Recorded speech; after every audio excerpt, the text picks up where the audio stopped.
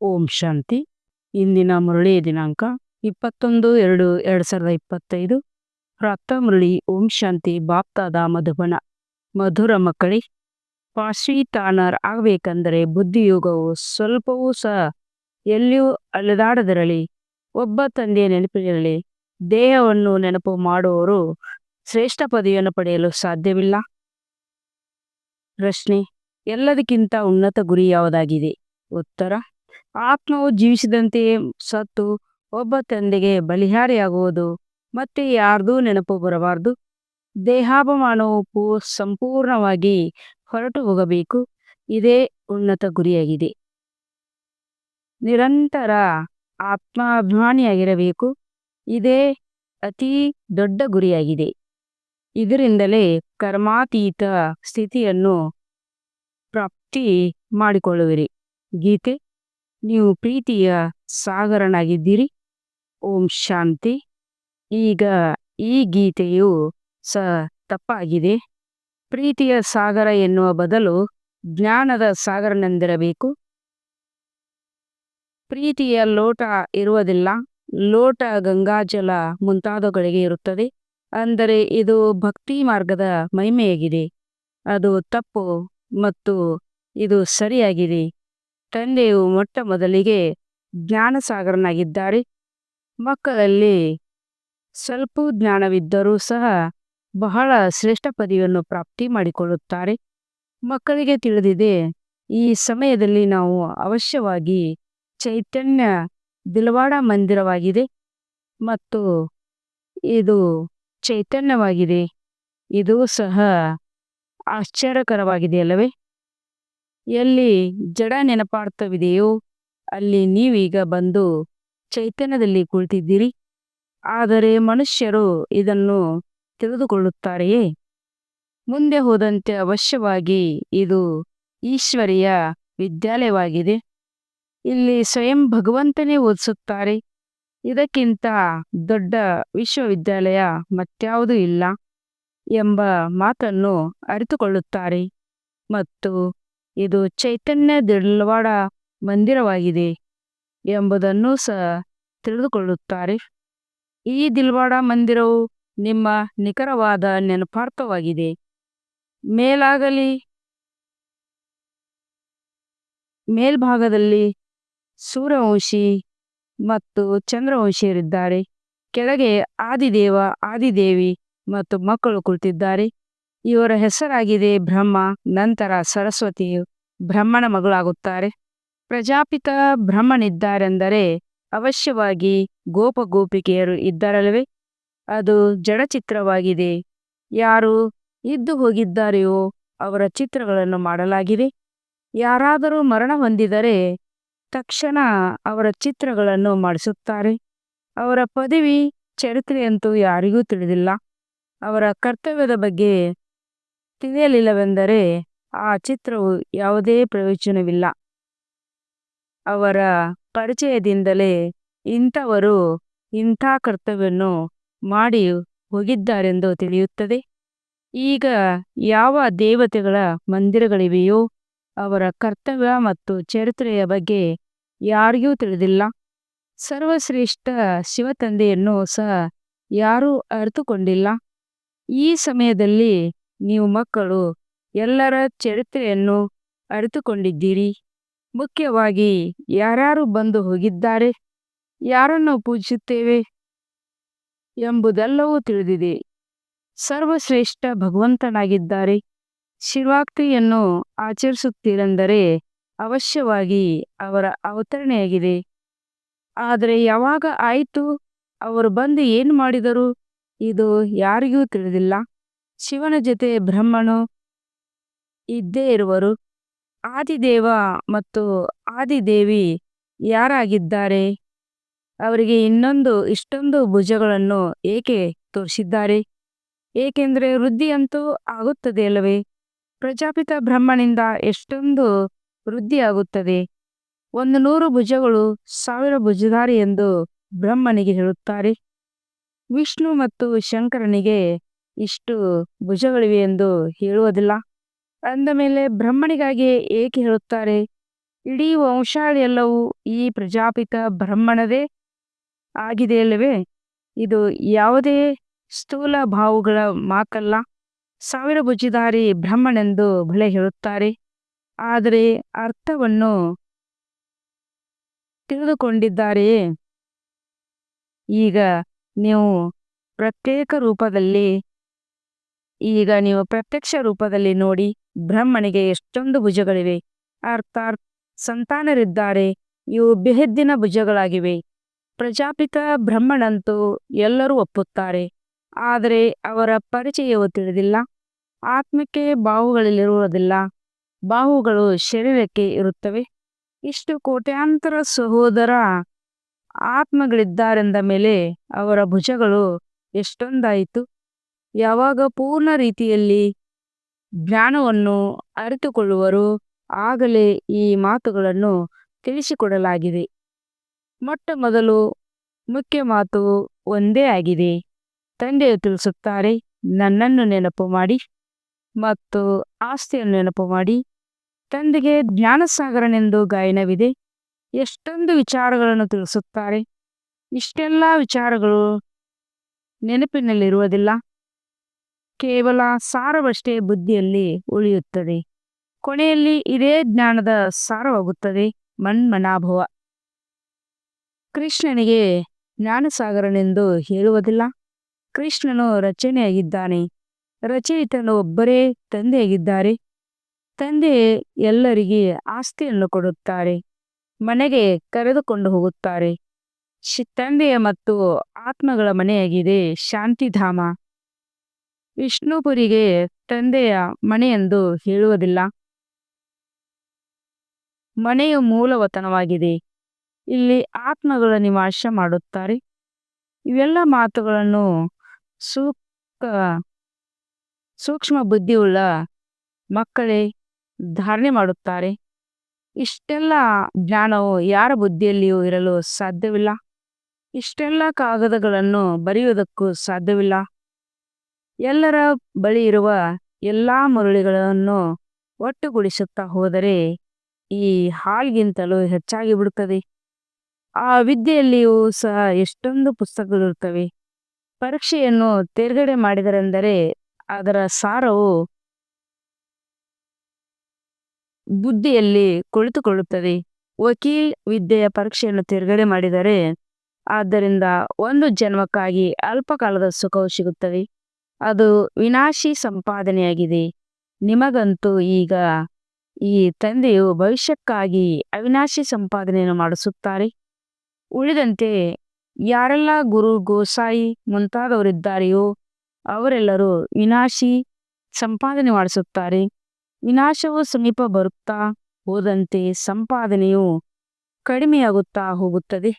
ಸಂಪಾದನೆಯು ಹೆಚ್ಚುವುದೆಂದು ನೀವು ಹೇಳುತ್ತೀರಿ, ಆದರೆ ಇಲ್ಲ, ಇದೆಲ್ಲವೂ ಸಮಾಪ್ತಿಯಾಗಲಿದೆ. ಮೊದಲು ರಾಜರು ಮೊದಲಾದವರ ಸಂಪಾದನೆಯು ನಡೆಯುತ್ತಿತ್ತು, ಆದರೆ ಈಗ ಅವರು ಇಲ್ಲ. ನಿಮ್ಮ ಸಂಪಾದನೆಯು ಎಷ್ಟೊಂದು ಸಮಯ ನಡೆಯುತ್ತದೆ. ನಿಮಗೆ ತಿಳಿದಿದೆ, ಇದು ಮಾಡಲ್ಪಟ್ಟ ನಾಟಕವಾಗಿದೆ. ಇದನ್ನು ಪ್ರಪಂಚದಲ್ಲಿ ಯಾರೂ ಅರಿತುಕೊಂಡಿಲ್ಲ. ನಿಮ್ಮಲ್ಲಿಯೂ ಸಹ ನಂಬರ್ ವಾರ್ ಕೆಲವರಿಗೆ ಮಾತ್ರವೇ ಧಾರಣೆಯಾಗುತ್ತದೆ.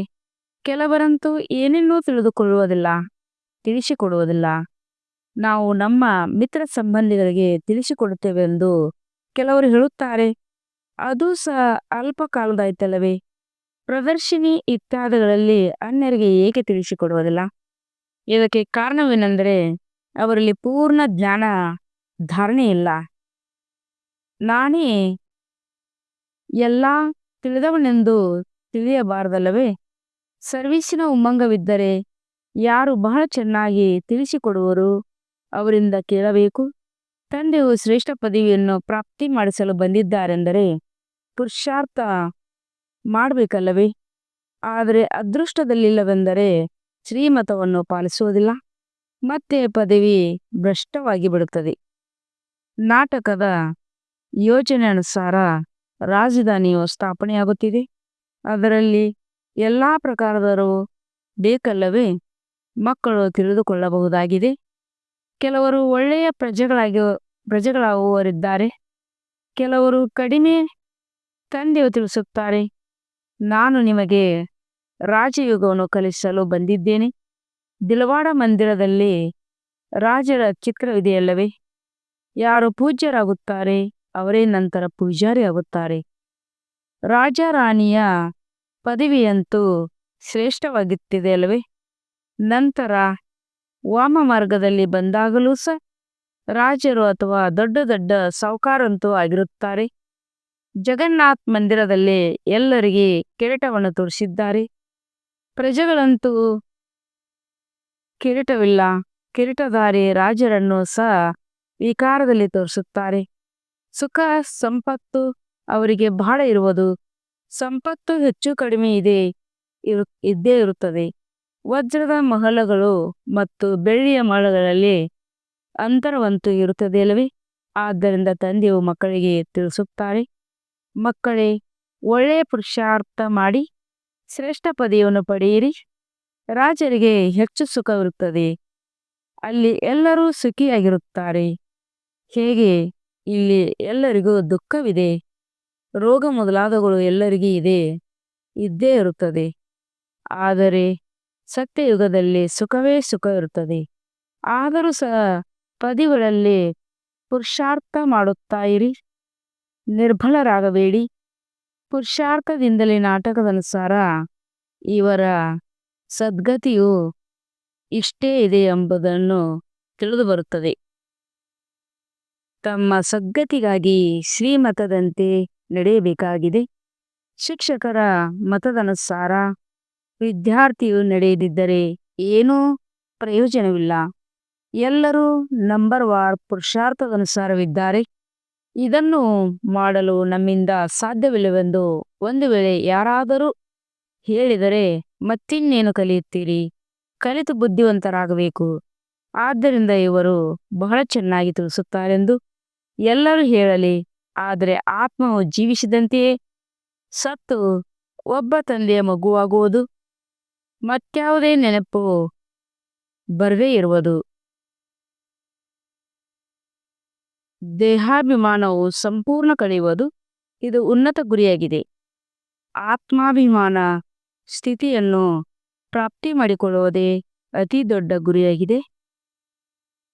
ಪರಂಧಾಮದಲ್ಲಿ ಆತ್ಮಗಳು ಅಶರೀರಿಯಾಗುತ್ತಾರೆ. ಮತ್ತೆ ಇಲ್ಲಿಗೆ ಬಂದು ದೇಹವನ್ನು ಧಾರಣೆ ಮಾಡುತ್ತಾರೆ. ಈಗ ಇಲ್ಲಿ ಈ ದೇಹದಲ್ಲಿದ್ದು ತನ್ನನ್ನು ಅಶರೀರಿ ಎಂದು ತಿಳಿಯಬೇಕಾಗಿದೆ.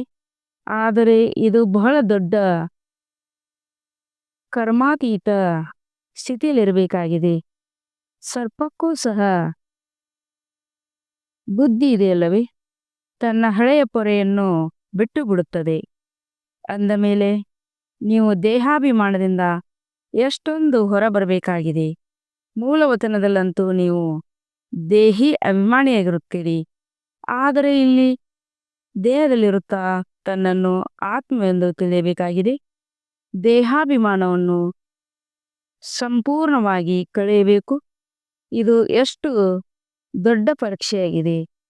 ಭಗವಂತನು ತಾನೇ ಬಂದು ಓದಿಸಬೇಕಾಗುತ್ತದೆ. ದೇಹದ ಎಲ್ಲ ಸಂಬಂಧಗಳನ್ನು ಬಿಟ್ಟು ನನ್ನವರಾಗಿ ತನ್ನನ್ನು ನಿರಾಕಾರ ಆತ್ಮ ಎಂದು ತಿಳಿಯಿರಿ. ಯಾವುದೇ ವಸ್ತುವಿನ ಪರವೇ ಇರಬಾರದು ಎಂಬ ಮಾತನ್ನು ತಂದೆಯ ವಿನ ಮತ್ಯಾರು ಹೇಳಲು ಸಾಧ್ಯವಿಲ್ಲ. ಮಾಯು ಪರಸ್ಪರ ಒಬ್ಬರು ಇನ್ನೊಬ್ಬರ ದೇಹದಲ್ಲಿ ಬಹಳ ಸಿಲುಕಿಸುತ್ತದೆ. ಆದ್ದರಿಂದ ತಂದೆಯು ತಿಳಿಸುತ್ತಾರೆ, ಈ ಸಾಕಾರ ತಂದೆಯನ್ನು ಅಂದರೆ ಬ್ರಹ್ಮ ನೆನಪು ಬರಬಾರದು. ತಂದೆಯು ತಿಳಿಸುತ್ತಾರೆ, ಮಕ್ಕಳೇ, ನೀವಂತೂ ತಮ್ಮ ದೇಹವನ್ನು ಮರೆಯಬೇಕು. ಒಬ್ಬ ತಂದೆಯನ್ನು ನೆನಪು ಮಾಡಬೇಕು. ಇದರಲ್ಲಿ ಬಹಳ ಪರಿಶ್ರಮವಿದೆ. ಮಾಯು ಒಳ್ಳೊಳ್ಳೆ ಮಕ್ಕಳನ್ನು ನಾಮರೂಪದಲ್ಲಿ ಸಿಲುಕಿಸುತ್ತದೆ. ಈ ಹವ್ಯಾಸವು ಬಹಳ ಕೆಟ್ಟದ್ದಾಗಿದೆ. ಹೇಗೆ? ಅಂಥವರು ಬಹಳ ಕೀಳುಮಟ್ಟದವರಾಗಿ ಬಿಡುತ್ತಾರೆ. ಶರೀರವನ್ನು ನೆನಪು ಮಾಡುವುದು ಭೂತಗಳನ್ನು ನೆನಪು ಮಾಡೋದಾಯಿತು. ಒಬ್ಬ ಶಿವತಂದೆಯನ್ನು ನೆನಪು ಮಾಡಿ ಎಂದು ನಾವು ಹೇಳುತ್ತೇವೆ. ನೀವು ಮತ್ತು 5 ಭೂತಗಳನ್ನು ನೆನಪು ಮಾಡುತ್ತಾ ಇರುತ್ತೀವಿ. ದೇಹದೊಂದಿಗೆ ಸ್ವಲ್ಪವೂ ಸೆಳೆತವಿರಬಾರದು. ಬ್ರಾಹ್ಮಣಿಯರಿಂದಲೂ ಸ ಕಲಿಯಬೇಕೇ ಹೊರತು ಅವರ ನಾಮರೂಪದಲ್ಲಿ ಸಿಲುಕು ಹಾಕಬಾರದು. ದೇಹಿ ಅಭಿಮಾನಿಯಾಗುವುದರಲ್ಲಿ ಪರಿಶ್ರಮವಿದೆ. ತಂದೆಯ ಬಳಿ ಬಹಳ ಮಂದಿ ಮಕ್ಕಳು ತಮ್ಮ ದಿನಚರಿಯನ್ನು ಕಳಿಸುತ್ತಾರೆ, ಆದರೆ ತಂದೆಯು ಅವರ ಮೇಲೆ ವಿಶ್ವಾಸವನ್ನಿಡುವುದಿಲ್ಲ. ನಾವು ಶಿವ ತಂದೆಯ ವಿನ ಮತ್ಯಾರನ್ನು ನೆನಪು ಮಾಡುವುದಿಲ್ಲವೆಂದು ಕೆಲವರು ಹೇಳುತ್ತಾರೆ. ಆದರೆ ತಂದೆಗೆ ಗೊತ್ತಿದೆ, ಅವರು ಬಿಡಿಕಾಸಿನಷ್ಟು ನೆನಪು ಮಾಡುವುದಿಲ್ಲ. ನೆನಪಿನಲ್ಲಿ ಪರಿಶ್ರಮವಿದೆ. ಎಲ್ಲಿಯಾದರೂ ಒಂದು ಕಡೆ ಸಿಕ್ಕಿಕೊಳ್ಳುತ್ತಾರೆ. ದೇಹದಾರಿಯನ್ನು ನೆನಪು ಮಾಡುವುದು 5 ಭೂತಗಳ ನೆನಪಾಗಿದೆ. ಇದಕ್ಕೆ ಭೂತ ಪೂಜೆ ಎಂದು ಹೇಳಲಾಗುತ್ತದೆ. ಭೂತಗಳ ನೆನಪು ಮಾಡುತ್ತಾರೆ. ಇಲ್ಲಂತೂ ನೀವು ಒಬ್ಬ ಶಿವತಂದೆಯನ್ನೇ ನೆನಪು ಮಾಡಬೇಕಾಗಿದೆ. ಪೂಜೆಯ ಮಾತಿಲ್ಲ. ಭಕ್ತಿಯ ಹೆಸರು ಗುರುತೇ ಮರೆಯಾಗಿ ಬಿಡುತ್ತದೆಯಲ್ವೇ? ಚಿತ್ರಗಳನ್ನೇನು ನೆನಪು ಮಾಡುವುದು? ದೇಹವು ಮಣ್ಣಿನಿಂದ ಮಾಡಲ್ಪಟ್ಟಿದೆ. ತಂದೆಯು ತಿಳಿಸುತ್ತಾರೆ, ಇದೆಲ್ಲವೂ ಸಹ ನಾಟಕದಲ್ಲಿ ನಿಗದಿಯಾಗಿದೆ. ಈಗ ಪುನಃ ನಿಮ್ಮನ್ನು ಪೂಜಾರಿಗಳಿಂದ ಪೂಜ್ಯರನ್ನಾಗಿ ಮಾಡುತ್ತೇನೆ. ಒಬ್ಬ ತಂದೆಯ ವಿನ ಯಾರದೇ ಶರೀರವನ್ನು ನೆನಪು ಮಾಡಬಾರದು. ಆತ್ಮವು ಯಾವಾಗ ಪಾವನವಾಗಿ ಬಿಡುವುದು, ಆಗ ಪಾವನ ಶರೀರವೇ ಸಿಗುವುದು. ಈಗಂತೂ ಪಾವನ ಶರೀರವಿಲ್ಲ. ಮೊದಲು ಆತ್ಮವು ಯಾವಾಗ ಸತೋಪ್ರಧಾನದಿಂದ ಸತೋ ರಜೋ ತಮೋದಲ್ಲಿ ಬರುತ್ತದೆಯೋ ಅದರನುಸಾರವಾಗಿ ಶರೀರವು ಸಿಗುತ್ತದೆ. ಈಗ ನೀವು ಆತ್ಮಗಳು ಪಾವನರಾಗುತ್ತಾ ಹೋಗಿವೆ, ಆದರೆ ಶರೀರವು ಈಗ ಪಾವನರಾಗುವುದಿಲ್ಲ. ಸತ್ಯಯುಗದಲ್ಲಿಯೇ ಪಾವನ ಶರೀರವು ಸಿಗುತ್ತದೆ. ಇವು ತಿಳಿದುಕೊಳ್ಳುವ ಮಾತುಗಳಾಗಿವೆ. ಯಾರು ಬಹಳ ಚೆನ್ನಾಗಿ ತಿಳಿದುಕೊಂಡು ತಿಳಿಸಿಕೊಡುತ್ತಾರೆಯೋ ಅವರ ಬುದ್ಧಿಯಲ್ಲಿಯೇ ಈ ವಿಚಾರಗಳು ಕುಳಿತುಕೊಳ್ಳುತ್ತದೆ. ಆತ್ಮವೇ ಸತೋಪ್ರಧಾನವಾಗಬೇಕಾಗಿದೆ. ತಂದೆಯನ್ನು ನೆನಪು ಮಾಡುವುದು ಅತಿ ದೊಡ್ಡ ಪರಿಶ್ರಮವಾಗಿದೆ. ಕೆಲವರಿಗಂತೂ ಸ್ವಲ್ಪವೂ ಪರಿಶ್ರಮವಾಗುವುದಿಲ್ಲ. ಪಾಶ್ವಿತಾನರ್ ಆಗಬೇಕೆಂದರೆ ಎಲ್ಲಿಯೂ ಸ್ವಲ್ಪವೂ ಅಲೆದಾಡಬಾರದು. ಒಬ್ಬ ತಂದೆಯದೇ ನೆನಪಿರಲಿ. ಆದರೆ ಮಕ್ಕಳ ಬುದ್ಧಿಯೋಗವು ಅಲೆದಾಡುತ್ತಿರುತ್ತದೆ. ಎಷ್ಟು ಅನೇಕರನ್ನು ತಮ್ಮ ಸಮಾನರನ್ನಾಗಿ ಮಾಡಿಕೊಳ್ಳುವಿರೋ ಅಷ್ಟೇ ದೊಡ್ಡ ಪದವಿಯು ಸಿಗುವುದು. ದೇಹವನ್ನು ನೆನಪು ಮಾಡುವರು ಶ್ರೇಷ್ಠ ಪದವಿಯನ್ನು ಪಡೆಯಲು ಸಾಧ್ಯವಿಲ್ಲ. ಇಲ್ಲಂತೂ ಪಾಶ್ವಿತ್ ಆನರ್ ಆಗಬೇಕಾಗಿದೆ. ಪರಿಶ್ರಮವಿಲ್ಲದೆ ಪದವಿಯು ಹೇಗೆ ಸಿಗುವುದು? ದೇಹವನ್ನು ನೆನಪು ಮಾಡುವವರು ಯಾವುದೇ ಪುರುಷಾರ್ಥ ಮಾಡಲು ಸಾಧ್ಯವಿಲ್ಲ. ತಂದೆಯು ತಿಳಿಸುತ್ತಾರೆ, ಚೆನ್ನಾಗಿ ಪುರುಷಾರ್ಥ ಮಾಡುವವರನ್ನು ಅನುಸರಿಸಿ ಇವರನ್ನು ನೋಡಿ, ಇವರು ಪುರುಷಾರ್ಥಿಯಾಗಿದ್ದಾರಲ್ಲವೇ? ಇದು ಬಹಳ ವಿಚಿತ್ರವಾದ ಜ್ಞಾನವಾಗಿದೆ. ಪ್ರಪಂಚದಲ್ಲಿ ಯಾರಿಗೂ ತಿಳಿದಿಲ್ಲ. ಆತ್ಮದ ಪರಿವರ್ತನೆ ಹೇಗಾಗುತ್ತದೆ ಎಂಬುದು ಯಾರ ಬುದ್ಧಿಯಲ್ಲಿಯೂ ಕುಳಿತುಕೊಳ್ಳುವುದಿಲ್ಲ. ಇದೆಲ್ಲವೂ ಗುಪ್ತ ಪರಿಶ್ರಮವಾಗಿದೆ. ತಂದೆಯು ಗುಪ್ತವಾಗಿದ್ದಾರೆ. ನೀವು ರಾಜ್ಯಭಾಗ್ಯವನ್ನು ಹೇಗೆ ಪ್ರಾಪ್ತಿ ಮಾಡಿಕೊಳ್ಳುತ್ತೀರಿ? ಜಗಳ, ಹೊಡೆದಾಟ ಏನೂ ಇಲ್ಲ. ಜ್ಞಾನ ಮತ್ತು ಯೋಗದ ಮಾತೇ ಮುಖ್ಯವಾಗಿದೆ. ನಾವು ಯಾರೊಂದಿಗೆ ಯುದ್ಧ ಮಾಡುವುದಿಲ್ಲ. ಇಲ್ಲಿ ಆತ್ಮವನ್ನು ಪವಿತ್ರ ಮಾಡಿಕೊಳ್ಳಲು ಪರಿಶ್ರಮ ಪಡಬೇಕಾಗಿದೆ. ಆತ್ಮ ಹೇಗೆ ಪತಿತವಾಗುತ್ತಾ ಹೋಗುವುದು, ಹಾಗೆ ಪತಿತ ಶರೀರವನ್ನೇ ತೆಗೆದುಕೊಳ್ಳುತ್ತದೆ. ಈಗ ಪುನಃ ಆತ್ಮವು ಪಾವನವಾಗಿ ಹೋಗಬೇಕಾಗಿದೆ. ಇದರಲ್ಲಿಯೇ ಬಹಳ ಪರಿಶ್ರಮವಿದೆ. ಯಾರು ಪುರುಷಾರ್ಥ ಮಾಡುತ್ತಾರೆ ಎಂಬುದನ್ನು ತಂದೆ ತಿಳಿದುಕೊಡುತ್ತಾರೆ. ಇದು ಶಿವತಂದೆಯ ಭಂಡಾರವಾಗಿದೆ. ಶಿವತಂದೆಯ ಭಂಡಾರದಲ್ಲಿ ನೀವು ಸೇವೆ ಮಾಡುತ್ತೀರಿ. ಸೇವೆ ಮಾಡಲಿಲ್ಲವೆಂದರೆ ಹೋಗಿ ಬಹಳ ಕನಿಷ್ಠ ಪದವಿಯನ್ನು ಪಡೆಯುತ್ತೀರಿ. ತಂದೆಯ ಬಳಿ ಸೇವೆ ಮಾಡಲು ಬಂದಿರಿ ಮತ್ತು ಸೇವೆ ಮಾಡಲಿಲ್ಲವೆಂದರೆ ಪದವಿ ಏನು ಸಿಗುವುದು? ಈಗ ರಾಜಧಾನಿಯು ಸ್ಥಾಪನೆಯಾಗುತ್ತಿದೆ. ಇದರಲ್ಲಿ ನೌಕರರು, ಚಾಕರರು ಎಲ್ಲರೂ ಆಗುತ್ತಾರಲ್ಲವೇ? ಈಗ ರಾವಣ ಮೇಲೆ ಜಯ ಗಳಿಸುತ್ತೀರಿ. ಮತ್ತೆ ಉಳಿದಂತೆ ಮತ್ಯಾವುದೇ ಯುದ್ಧದ ಮಾತಿಲ್ಲ. ಇದು ಎಷ್ಟು ಗುಪ್ತ ಮಾತಾಗಿದೆ. ಯೋಗ ಬಲದಿಂದ ನೀವು ವಿಶ್ವದ ರಾಜ್ಯವನ್ನು ಪಡೆಯುತ್ತೀರಿ. ನಾವು ನಮ್ಮ ಶಾಂತಿಧಾಮ ನಿವಾಸಿಗಳಾಗಿದ್ದೇವೆಂದು ನಿಮಗೆ ತಿಳಿದಿದೆ. ನೀವು ಮಕ್ಕಳಿಗೆ ಬೇಹದ್ದಿನ ಮನೆ ನೆನಪಿದೆ. ಇಲ್ಲಿ ನಾವು ಪಾತ್ರವನ್ನು ಅಭಿನಯಿಸಲು ಬಂದಿದ್ದೇವೆ. ಪುನಃ ಅಲ್ಲಿಗೆ ಹೋಗುತ್ತೇವೆ. ಆತ್ಮ ಹೇಗೆ ಹೋಗುತ್ತದೆ ಎಂಬುದನ್ನು ಯಾರೂ ಅರಿತುಕೊಂಡಿಲ್ಲ. ನಾಟಕದ ಯೋಜನೆ ಅನುಸಾರ ಆತ್ಮಗಳು ಬರಲೇಬೇಕಾಗಿದೆ. ಒಳ್ಳೆಯದು. ಮಧುರಾತಿ ಮಧುರ ಅಗಲಿ ಹೋಗಿ ಮರಳಿ ಸಿಕ್ಕಿರುವ ಮಕ್ಕಳ ಪ್ರತಿ ಮಾತ್ಪಿತ ಬಾಪ್ತಾದರ ನೆನಪು, ಪ್ರೀತಿ ಹಾಗೂ ನಮಸ್ತೆ. ಆತ್ಮಿಕ ತಂದೆಯ ಆತ್ಮಿಕ ಮಕ್ಕಳಿಗೆ ನಮಸ್ತೆ. हम रूहानी बच्चों की रूहानी बाप दादा को प्यार और गुड मॉर्निंग और नमस्ते नमस्ते नमस्ते. शुक्रिया बाबा, शुक्रिया. ವಹ ಬಾಬಾ ವಹ. ಧಾರಣೆಗಾಗಿ ಮುಖ್ಯ ಸಾರ: ಯಾವುದೇ ದೇಹದಾರಿಯೊಂದಿಗೆ ಸೆಳೆತವಿರಬಾರದು. ಶರೀರವನ್ನು ನೆನಪು ಮಾಡುವುದು ಸಹ ಭೂತಗಳನ್ನು ನೆನಪು ಮಾಡುವುದಾಗಿದೆ. ಆದ್ದರಿಂದ ಯಾರದೇ ನಾಮರೂಪದಲ್ಲಿ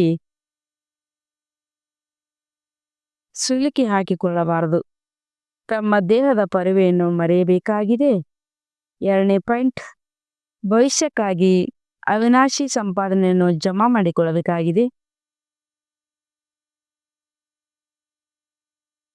ಸೂಕ್ಷ್ಮ ಬುದ್ಧಿಯವರಾಗಿ ಜ್ಞಾನದ ವಿಚಾರಗಳನ್ನು ಬುದ್ಧಿಯಲ್ಲಿ ಧಾರಣೆ ಮಾಡಿಕೊಳ್ಳಬೇಕಾಗಿದೆ.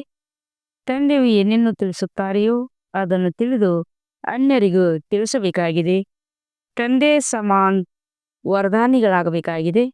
ವರದಾನ್: ಕಲ್ಪ ಕಲ್ಪದ ವಿಜಯದ ಸ್ಮೃತಿಯು ಆಧಾರದ ಮೇಲೆ ಛಾಯಾಶತ್ರುವಿಗೆ ಆಹ್ವಾನ ಮಾಡುವಂಥ ಮಹಾವೀರ ವಿಜಯ ಭವ. ವಿವರಣೆ: ಮಹಾವೀರ ವಿಜಯ ಮಕ್ಕಳು ಪೇಪರ್ ನೋಡಿ ಗಾಬರಿಯಾಗೋದಿಲ್ಲ. ಏಕೆಂದರೆ ತ್ರಿಕಾಲದರ್ಶಿಯಾಗಿರುವ ಕಾರಣ ಕಲ್ಪ ಕಲ್ಪದ ವಿಜಯಿ ನಾನೇ ಎಂದು ತಿಳಿದಿರುತ್ತಾರೆ. ಮಹಾವೀರರು ಎಂದೂ ಈ ರೀತಿ ಹೇಳುವುದಿಲ್ಲ: ಬಾಬಾ, ಮಾಯೆಯನ್ನು ನಮ್ಮ ಬಳಿ ಕಳಿಸಿಕೊಡಬೇಡಿ, ಕೃಪೆ ಮಾಡಿ, ಆಶೀರ್ವಾದ ಮಾಡಿ, ಶಕ್ತಿ ಕೊಡಿ, ಏನು ಮಾಡುವುದು, ಏನಾದರೂ ಮಾರ್ಗ ತೋರಿಸಿ ಎಂದು. ಇದು ಸಹ ಬಲಹೀನತೆಯಾಗಿದೆ. ಮಹಾವೀರರಂತೂ ಶತ್ರುವನ್ನು ಆಹ್ವಾನ ಮಾಡುತ್ತಾರೆ: ನೀವು ಬನ್ನಿ, ಆದರೆ ನಾವು ವಿಜಯ ಆಗುತ್ತೇವೆ ಎನ್ನುತ್ತಾರೆ. ಸ್ಲೋಗನ್: ಸಮಯದ ಸೂಚನೆಯಾಗಿದೆ.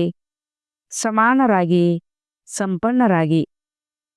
ಅವ್ಯಕ್ತ ಸೂಚನೆ: ಏಕಾಂತ ಪ್ರಿಯರಾಗಿ ಏಕತೆ ಮತ್ತು ಏಕಾಗ್ರತೆಯನ್ನು ತಮ್ಮದಾಗಿಸಿಕೊಳ್ಳುವ ಯಾವುದೇ ಸಿದ್ಧಿಗಾಗಿ ಒಂದು ಏಕಾಂತ ಇನ್ನೊಂದು ಏಕಾಗ್ರತೆ ಎರಡರ ವಿಧಿಯ ಮೂಲಕ ಸಿದ್ಧಿಯನ್ನು ಪಡೆದುಕೊಳ್ಳುತ್ತದೆ. ಹೇಗೆ ನಿಮ್ಮ ನೆನಪಾರ್ಥ ಚಿತ್ರಗಳ ಮೂಲಕ ಸಿದ್ಧಿಯನ್ನು ಪ್ರಾಪ್ತಿ ಮಾಡಿಕೊಳ್ಳುವವರ ವಿಶೇಷ 2 ಮಾತಿನ ವಿಧಿಯನ್ನು ತಮ್ಮದಾಗಿಸಿಕೊಳ್ಳುತ್ತಾರೆ.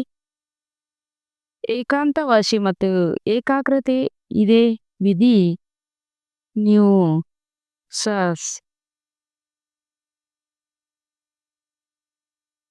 ಸಾಕಾರದಲ್ಲಿ ತಮ್ಮದಾಗಿಸಿಕೊಳ್ಳಿ. ಏಕಾಗ್ರತೆಯಲ್ಲಿ ಕಡಿಮೆಯಾಗುವ ಕಾರಣವೇ ದೃಢ ನಿಶ್ಚಯದ ಕೊರತೆಯಾಗುತ್ತದೆ. ಏಕಾಂತವಾಸಿ ಕಡಿಮೆ ಇರುವ ಕಾರಣವೇ ಸಾಧಾರಣ ಸಂಕಲ್ಪ ಬೀಜವನ್ನು ಬಲಹೀನ ಮಾಡಿ ಬಿಡುತ್ತದೆ. ಇದಕ್ಕಾಗಿ ಈ ವಿಧಿಯ ಮೂಲಕ ಸಿದ್ಧಿ ಸ್ವರೂಪರಾಗಿ.